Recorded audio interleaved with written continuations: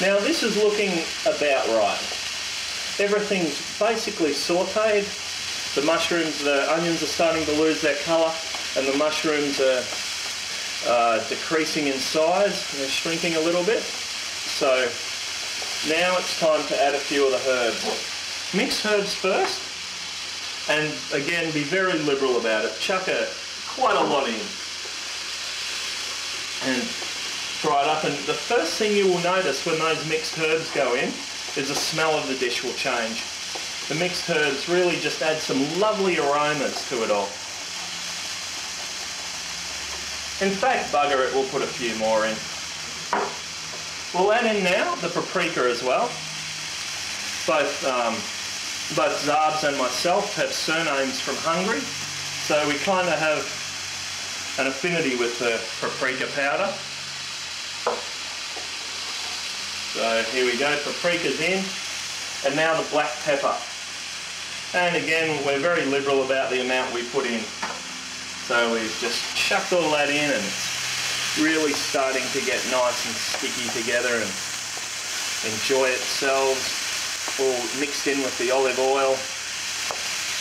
Okay, and it's about time we added the meat. So just grabbing our kangaroo, and we're going to chuck it in. All this yummy kangaroo, which so kindly gave its life for us to cook a nice stew.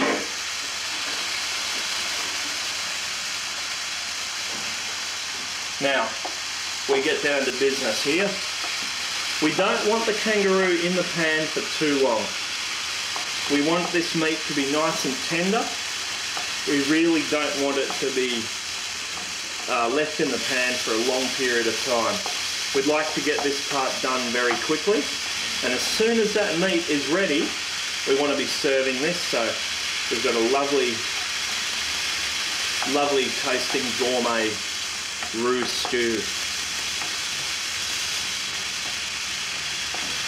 Some people believe mistakenly that you should cook kangaroo for a long time, but this is actually false. Kangaroo is absolutely best when it's not cooked for very long. Of course, you don't want the middle completely full of blood, but you want your kangaroo basically cooked just enough that it's safe to eat. Obviously no blood, but yeah, just cook it through so it's a little bit pink in the middle and brown on the outside. Now, our roux is starting to brown up, not completely, but a little bit. Now we add our 3 ingredients again. Lots and lots of black pepper this time. It makes any meat taste absolutely lovely. Lots of it. Really go to the bush with it. Go really nicely. And our paprika, add quite a lot of that in. Hungarian paprika. The rallies back in the old country will be very happy with that.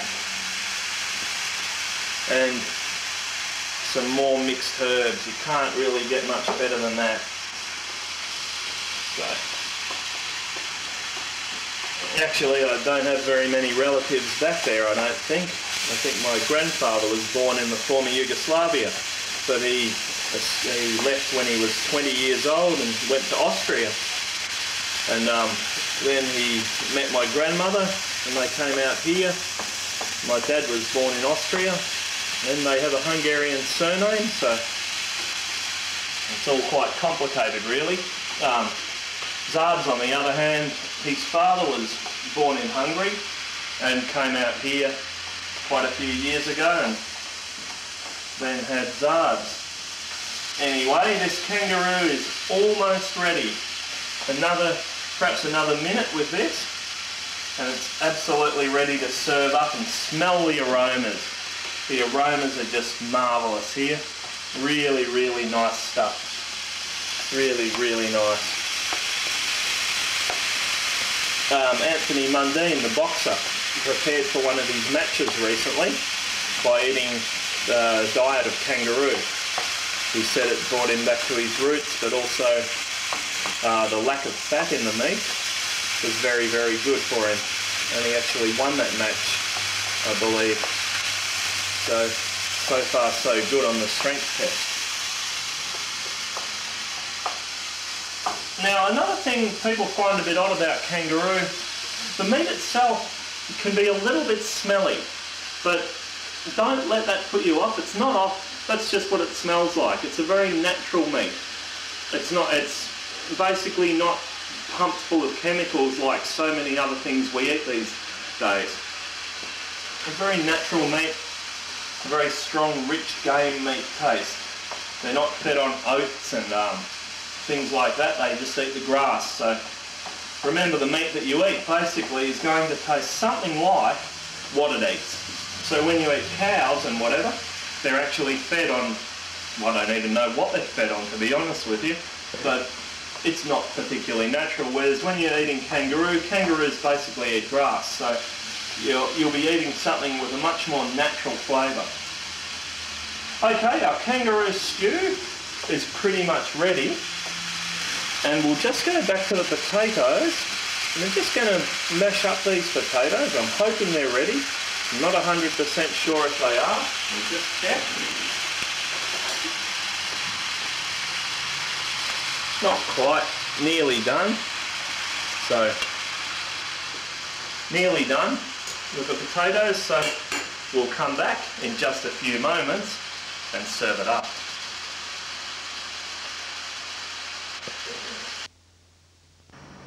Welcome back. Now our mashed potato is almost ready. Our potatoes are boiled pretty much. So let's start mashing them. Take them off the heat, obviously. Grab our strainer over to the sink. Very, very easy. Just like this.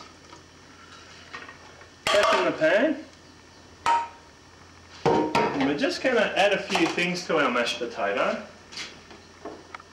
Two things I like to put in, obviously some margarine. Now again, as is the same with everything I seem to cook, be very liberal about it, chuck a lot of it in. Good amount. Doesn't matter how much potato you're using, chuck in a fair bit of margarine.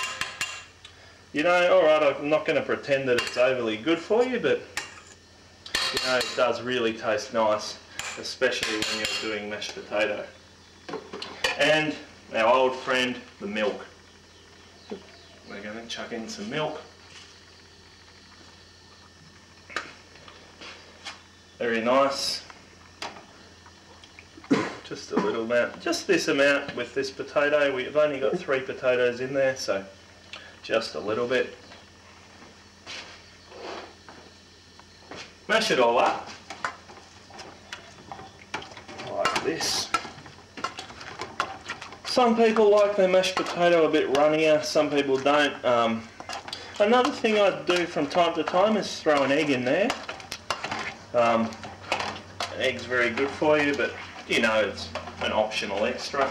Some people even put some mixed herbs in their mashed potato, which is also an optional extra. I'll just keep it like this for today. And here we go. Over to the bench. Ready to serve. Again, plain white plate, and just, I think, put a little bit of mashed potato and put it on the side of the plate. Don't put it right in the middle, put it on the side. Let the stew be the main focus. Really, the mashed potato is just a formality that goes with the stew. And we'll just grab our stew. And there's probably enough here for 3 to 4 people. Just put it on over the top, and very nice. Clean the plate up a little bit, and you can have this, just get a bit of the sauce. You can have this with some bread or anything. You can even put a few vegetables on the side, maybe some radishes or asparagus or broccolini or something, and voila, time to eat some kangaroo.